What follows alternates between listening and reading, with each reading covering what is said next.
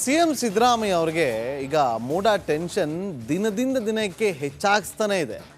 ನಾಳೆ ಏನಾಗುತ್ತಪ್ಪ ಅಂತೇಳಿ ಪ್ರತಿನಿತ್ಯವೂ ಕೂಡ ಅವರು ಕಾಲ ಕಳೆಯುವಂಥ ದಿನಗಳೇ ಬರ್ತಾ ಇದೆ. ನಾಳೆಯೂ ಕೂಡ ಅದೇ ರೀತಿಯಾಗಿ ಹೈಕೋರ್ಟ್ನಲ್ಲಿ ಮೂಡ ಪ್ರಾಸಿಕ್ಯೂಷನ್ ವಿಚಾರವಾಗಿ ಆರ್ಗ್ಯುಮೆಂಟ್ ನಡೆಯುತ್ತೆ. ಹಾಗಾಗಿ ಸಿಎಂ ಚಿತ್ತ ನಾಳೆ ಹೈಕೋರ್ಟ್ನತ್ತ.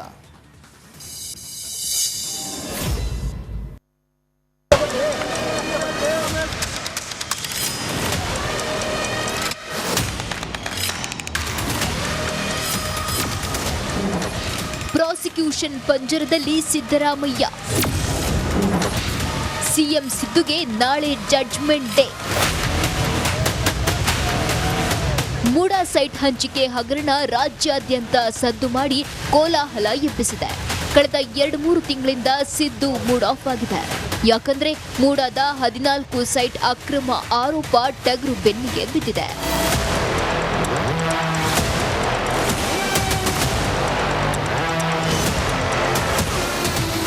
ಎಸ್, ಈ ಮೂಡಾ ಹಲ್ಚಲ್ ಸಿಎಂಗೆ ದೊಡ್ಡ ತಲೆನೋವು ತಂದಿದೆ. ರಾಜ್ಯಪಾಲರು ಸಿಎಂ ಪ್ರಾಸಿಕ್ಯೂಷನ್ಗೆ ಅನುಮತಿ ನೀಡಿದ್ದಾಗಿಂದ ಸಿಎಂ ಸಿದ್ದು ಸೈಲೆಂಟ್ ಆಗಿದ್ದಾರೆ. ಇವತ್ತಿತ್ಯರ್ಥ ಆಗತ್ತೆ, ನಾಳೆ ಇತ್ಯರ್ಥ ಆಗತ್ತೆ ಅಂತ ಕಾಯ್ದಿದ್ದ ಸಿಎಂಗೆ ನಾಳೆ ನಿರ್ಣಾಯಕ ದಿನ.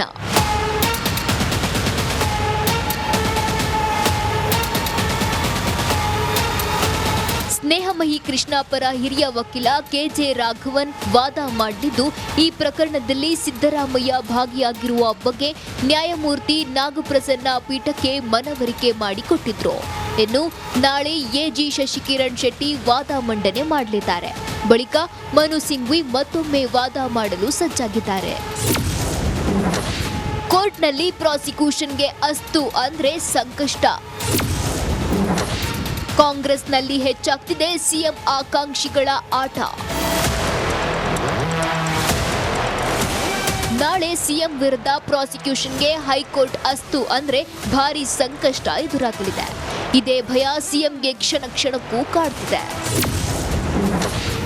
ನಾಳೆ ಸಿಎಂ ಸಿದ್ದರಾಮಯ್ಯಗೆ ಮಹತ್ವದ ದಿನವಾಗಿದ್ದು, ಸಿಎಂಗೆ ಪ್ರಾಸಿಕ್ಯೂಷನ್ ಭವಿಷ್ಯದ ಟೆನ್ಷನ್ ಹೆಚ್ಚಾಗ್ತಿದೆ. ಕೋರ್ಟ್ನಲ್ಲಿ ಪ್ರಾಸಿಕ್ಯೂಷನ್ಗೆ ಅಸ್ತು ಅಂದ್ರೆ ಸಂಕಷ್ಟ ಎದುರಾಗಲಿದ್ದು, ಮುಖ್ಯಮಂತ್ರಿಗೆ ಎಫ್ಐಆರ್ ಢವಢವ ಶುರುವಾಗಿದೆ. ಇದು ತಮ್ಮ ಕುರ್ಚಿಗೂ ಮೂಡ ಕಂಟಕ ಬರುವ ಸಾಧ್ಯತೆ ಇದೆ. ಕಾಂಗ್ರೆಸ್ನಲ್ಲಿ ಈಗಾಗಲೇ ಹೆಚ್ಚಾಗ್ತಿದೆ ಸಿಎಂ ಆಕಾಂಕ್ಷಿಗಳ ಆಟ. ಕೈಯಲ್ಲಿ ಕರ್ಚೀಫ್ ಹಿಡಿದು ನಿಂತಿರುವ ಡಿಕೆ ಶಿವಕುಮಾರ್, ತಾವೇನು ಕಮ್ಮಿ ಇಲ್ಲ ಅಂತಿರೋ ಸತೀಶ್ ಜಾರಕಿಹೊಳಿ, ನನಗೂ ಒಂದು ಚಾನ್ಸ್ ಕೊಡಿ ಅಂತಿರೋ ಪರಮೇಶ್ವರ್, ಇವರ ಜೊತೆಗೆ ನಾನು ಸಿಎಂ ಆಗ್ತೀನಿ ಎಂದಿರುವ ಆರ್.ವಿ. ದೇಶಪಾಂಡೆ.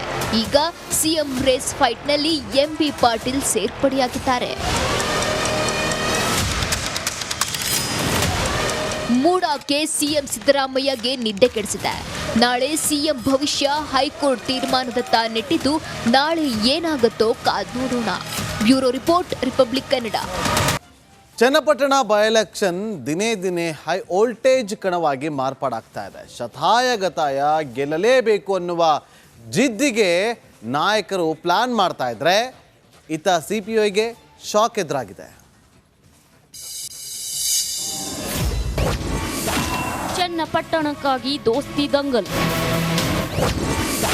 ಬಿಜೆಪಿ ಬಿಟ್ಟು ಕೈ ಹಿಡಿಯುತ್ತಾರಾ ಸೈನಿಕ? ಇದು ಯೋಗೇಶ್ವರ್ ಕುರಿತ ಬಿಗ್ ಸ್ಟೋರಿ. ಚನ್ನಪಟ್ಟಣ ಬಣ್ಣ ಬಣ್ಣದ ಗೊಂಬೆಗಳಿಗೆ ಬಲು ಫೇಮಸ್. ಆದ್ರೆ ಈಗ ಕರ್ನಾಟಕ ರಾಜಕಾರಣದ ಸೆಂಟರ್ ಆಫ್ ಅಟ್ರಾಕ್ಷನ್. ಕಾಂಗ್ರೆಸ್ ಹಾಗೂ ದೋಸ್ತಿ ಪಕ್ಷಗಳಾದ ಬಿಜೆಪಿ ಜೆಡಿಎಸ್ಗೂ ಪ್ರತಿಷ್ಠೆಯ ಕಣವಾಗಿದೆ.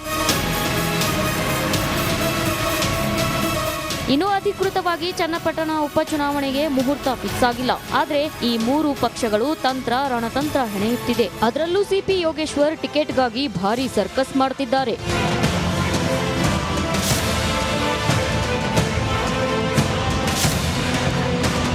ಬಿಜೆಪಿ ಬಿಟ್ಟು ಯೋಗೇಶ್ವರ್ ಕಾಂಗ್ರೆಸ್ ಕೈ ಹಿಡಿಯುತ್ತಾರಾ ಅನ್ನೋ ಮಾತು ರಾಜಕೀಯ ವಲಯದಲ್ಲಿ ಸದ್ದು ಮಾಡ್ತಿರೋ ಬೆನ್ನಲ್ಲೇ ಮಾಗಡಿ ಶಾಸಕ ಎಚ್.ಸಿ. ಬಾಲಕೃಷ್ಣ ದೊಡ್ಡ ಬಾಂಬ್ ಹಾಕಿದ್ದಾರೆ. ಯೋಗೇಶ್ವರ್ಗೆ ಕಾಂಗ್ರೆಸ್ ಟಿಕೆಟ್ ಇಲ್ಲ. ನಾವು ಈಗಾಗಲೇ ಪರ್ಯಾಯ ಅಭ್ಯರ್ಥಿಯನ್ನು ನಾವೀಗಾಗಲೇ ಹುಡುಕೊಂಡಿದ್ದೀವಿ, ಅದನ್ನು ಘೋಷಣೆ ಮಾಡ್ತೀವಿ. ಯೋಗೇಶ್ವರ್ ಅವರು 6 ತಿಂಗಳಿಂದನೇ ಬಂದು ನಮ್ಮ ಪಕ್ಷಕ್ಕೆ ಸೇರ್ಪಡೆ ಆಗಿದ್ದರೆ ನಾವು ಖಂಡಿತ ಅವಕಾಶ ಮಾಡಿಕೊಡ್ತಿದ್ದೋ. ಬಟ್ ಈಗ ಅಲ್ಲಿ ಟಿಕೆಟ್ ಕೊಡಲ್ಲ, ಇಲ್ಲಿ ನಿಂತ್ಕೋತೀನಿ ಅಂತಕ್ಕಂಥದ್ದು ಸೂಕ್ತ.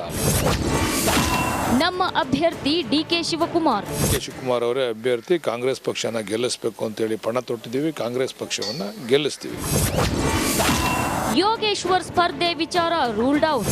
ಕೂಡ ಕಾಂಗ್ರೆಸ್ ಪಕ್ಷದಲ್ಲಿದ್ದವನು ಕಾಂಗ್ರೆಸ್ಸಿಂದ ನಂಗೆ ಟಿಕೆಟ್ ಕೊಟ್ಟು ನಾನು ಸ್ಪರ್ಧೆ ಮಾಡ್ತೀನಿ ಅಂತ ಏನಾರ ಬಂದು ಅವ್ರು ಕಾಂಟ್ಯಾಕ್ಟ್ ಮಾಡಿದರೆ ಖಂಡಿತ ನಾವು ಅದಕ್ಕೆ ಅವಕಾಶ ಮಾಡಿಕೊಡ್ತಿದ್ದೆ. ಬಟ್ ಈಗ ಅದು ರೂಲ್ಡ್ ಔಟು. ನಾವು ಯಾರನ್ನೂ ಕಾದು ಕುಳಿತಿಲ್ಲ. ಅಂದರೆ ನಾವು ಏನೋ ಕಾಯ್ಕೊಂಡು ಕೂತಿದ್ದೀವಿ, ಅವ್ರು ಬರ್ತಾರೆ ಅಂತೇಳಿ ಯಾರಿಗೂ ಕೊಡದೆ ಅಂತಕ್ಕಂಥ ಭಾವನೆ ಜನಗಳಲ್ಲಿ ಮೂಡ್ತದೆ. HDK ಹೆಜ್ಜೆ ಇಟ್ಟಲ್ಲೆಲ್ಲ ಎಲ್ಲ ನಾಶ. ಎಲ್ಲೆಲ್ಲಿ ಪಾದ ಇಡ್ತಾರಲ್ಲ ಅಲ್ಲೆಲ್ಲ ಅಲ್ಲಿರ್ತಕ್ಕಂಥ ಒಕ್ಕಲಿಗರ ನಾಯಕರನ್ನ ಮುಗಿಸ್ತಕ್ಕಂಥದ್ದು ಅವ್ರ ಕರ್ತವ್ಯ. ಅವ್ರು ಅದನ್ನು ಅಭ್ಯಾಸ ಮಾಡ್ಕೊಂಡ್ಬಿಟ್ಟವ್ರೆ. ಯೋಗೇಶ್ವರ್ ಅವ್ರನ್ನ ಮುಗಿಸ್ತಾರೆ ಅಷ್ಟಂತೂ ಹೇಳ್ಬೋದು ನಾನು. ಕೇಳಿದ್ರಲ್ಲ, ಸಿಪಿ ಯೋಗೇಶ್ವರ್ ಕಾಂಗ್ರೆಸ್ ಸೇರೋ ಕನಸು ಭಗ್ನವಾಗಿದ್ದು ಕಾಂಗ್ರೆಸ್ನಿಂದ ಯೋಗೇಶ್ವರ್ ಸ್ಪರ್ಧೆ ವದಂತಿಗೆ ಫುಲ್ ಸ್ಟಾಪ್ ಬಿದ್ದಿದೆ. Bureau report, Republic Kannada.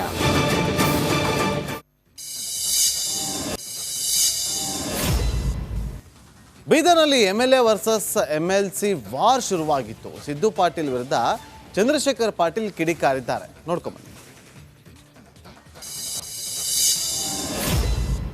ನಾನು ನಿಮ್ಮೆಲ್ಲರನ್ನು ವಿನಂತಿ ಮಾಡ್ತೀನಿ, ಈ ಕುಲದೇವತೆ ವೀರಭದ್ರೇಶ್ವರ ಇದ್ದಾರೆ, ಸನ್ಮಾನ್ಯ ಮಾಜಿ ಸಚಿವರೇ, ತಾವು ಸ್ವಲ್ಪ ಶಾಂತ ಕೂಡ್ರಿ. ಆ ಪಾಕೆಟ್ MLA ಏನಾರ ಮಾತಾಡೋದು ಹ್ಯಾಂಡಿಕ್ಯಾಪ್ ಮಾಡ್ತೀನಿ ನಾನು. ಏನು 2023 ಚುನಾವಣೆಯಲ್ಲಿ ಈ ಕಾಂಗ್ರೆಸ್ ಏನು ರಾಜಶೇಖರ್ ಪಾಟೀಲ್ ಅವರು ಸೋಲು ಅನುಭವಿಸಿದ್ರು, ಅದನ್ನು ಸಹಿಸಲೇ ಇವತ್ತೇನು ಅಭಿವೃದ್ಧಿ ಕೆಲಸಗಳು ಕೂಡ ಆಗಬೇಕಂತಂದ್ರೆ ಅದರಲ್ಲಿ ಅವ್ರು ಯಾವಾಗಲೂ ಹಸ್ತಕ್ಷೇಪ ಮಾಡ್ತಾ ಇದ್ದಾರೆ. ಇವತ್ತು ಅವ್ರು ನೋಡ್ಬೋದು, ಈಗ ತ್ರೈಮಾಸಿಕ ಏನು ಮೀಟಿಂಗ್ ಇತ್ತು KDP ಮೀಟಿಂಗ್ನಲ್ಲೂ ಕೂಡ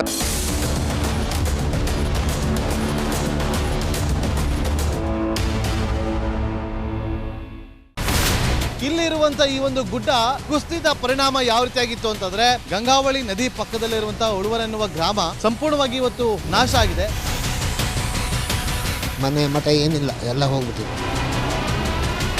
ಇವತ್ತು ರಿಪಬ್ಲಿಕ್ ಕನ್ನಡ ಮಾಡಿದಂತ ಒಂದು ವರದಿಯಿಂದಾಗಿ ಎಚ್ಚೆತ್ತುಕೊಳ್ಳುವಂತ ಕೆಲಸ ಸರ್ಕಾರ ಮಾಡಿದೆ, ಸಚಿವರು ಕೂಡ ಮಾಡಿದ್ದಾರೆ. 2 ಗಂಟೆಗೆ ಸುದ್ದಿ ಮೂಡಿಸಿದ್ದು 6 ಗಂಟೆಗೆ ಎಲ್ಲ ಸಚಿವರು ಮಿನಿಸ್ಟರ್ ಎಲ್ಲ ಬಂದು ಇಲ್ಲಿ ನೋಡೋಗಿದ್ದಾರೆ.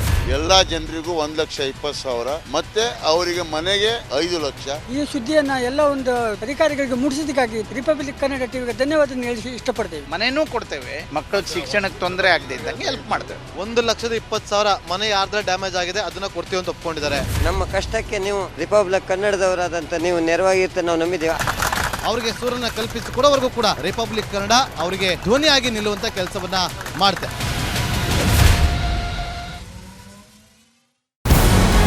ನಮಸ್ಕಾರ, ಕರ್ನಾಟಕ ಪ್ರೈಮ್ ಟೈಮ್ಗೆ ಸ್ವಾಗತ. ನಾನು ಜಯಪ್ರಕಾಶ್ ಶೆಟ್ಟಿ.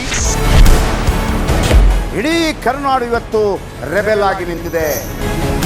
ಈ ಹಗರಣಗಳನ್ನು ಸದನದಲ್ಲಿ ಪ್ರಸ್ತಾಪ ಮಾಡಲು ಕೂಡ ಕಾಂಗ್ರೆಸ್ ಹಿಂದೇಟು ಹಾಕಿದ್ದೇಕೆ? ನಿಮ್ಗೆ ಸಂಬಳ ಅದಕ್ಕೆ, ನಿಮಗೆ ವಾಹನ ಅದಕ್ಕೆ, ನಿಮಗೆ ವೆಪನ್ ಅದಕ್ಕೆ, ನೀವು ಅದನ್ನು ಸೆರೆ ಹಿಡಿಬೇಕಾಗಿತ್ತು. ನೀವು ವಿದ್ಯುತ್ ಬರ ಇದೆ ಅಂತ ಹೇಳ್ತಾ ಇದ್ದೀರಿ, ಎಲ್ಲಿ ಬರ ಇದೆ ನೀವು ಹೇಳಬೇಕು. ಪಾಕಿಸ್ತಾನ್ ಆಕ್ಯುಪೈಡ್ ಕಾಶ್ಮೀರ್ ಅದು ಎಂದೆಂದಿಗೂ ನಮ್ಮದು. 40 ಮೆಷಿನ್ಗಳು ತಂದಿತ್ತು ನೋಟ್ ಎಣಿಸುವುದಕ್ಕೆ, ಅದೇ ಹಾಳಾಯಿತು. ಮಥುರಾದ ಗಲಾಟೆ ಇದೆಯಲ್ಲ, ಅದು ಸ್ಥಳೀಯವಾಗಿ ಕೂತು ಪರಿಹರಿಸಬಹುದಾದಂಥ ಕಾನೂನಿದೆ. ಗ್ಯಾರಂಟಿ ಯೋಜನೆಯಿಂದ ನಷ್ಟ ಆಗಿದೆ, ಲಾಭ ಆಗಿದೆ, ದಯವಿಟ್ಟು ಹೇಳಿ. Dawood Ibrahim most wanted criminal ಯಾವಾಗಾದ ಅಂದರೆ ಇಲ್ಲಿ ತನಕ ಭಾರತ ದೇಶದಲ್ಲಿ ಓರ್ವ ದಲಿತ ಪ್ರಧಾನಿಯಾದಂಥ ಇತಿಹಾಸವೇ ಇಲ್ಲ. ರಿಪಬ್ಲಿಕ್ ವರ್ಲ್ಡ್ ಆಪ್ ಇದು ಕೇವಲ ಅಪ್ಲಿಕೇಶನ್ ಅಲ್ಲ, ಸಮಗ್ರ ಸುದ್ದಿಗಳ ಸಂಪರ್ಕ ಮಾರ್ಗಕ್ಕೆ ಕ್ರಾಂತಿಕಾರಿ ಬದಲಾವಣೆ. ರಿಪಬ್ಲಿಕ್ ವರ್ಲ್ಡ್ ಆಪ್ ಕೇವಲ ಸುದ್ದಿ ಅಪ್ಲಿಕೇಶನ್ ಅನ್ನ ಪರಿಚಯ ಮಾಡ್ತಾ ಇಲ್ಲ, ಬದಲಾಗಿ ಡಿಜಿಟಲ್ ಸುದ್ದಿ ಬಳಕೆಯ ಹೊಸ ಯುಗಕ್ಕೆ ನಾಂದಿ ಹಾಡ್ತಾ ಇದೆ. ಇದೊಂದು ಬ್ರೇಕಿಂಗ್ ನ್ಯೂಸ್, ಪ್ರಭಾವಶಾಲಿ ಕಾರ್ಯಕ್ರಮಗಳಿಗೆ ಗಟ್ಟಿಯಾದ ವೇದಿಕೆ. ರಿಪಬ್ಲಿಕ್ ವರ್ಲ್ಡ್ ಅಪ್ಲಿಕೇಶನ್ ಈಗ ಲೈವ್ ಆಗಿದೆ. ಗೂಗಲ್ ಪ್ಲೇ ಸ್ಟೋರ್ ಮತ್ತು ಆಪಲ್ ಆಪ್ ಸ್ಟೋರ್ ಎರಡರಲ್ಲೂ ಲಭ್ಯವಿದೆ. ಈಗಲೇ ಡೌನ್ಲೋಡ್ ಮಾಡಿ.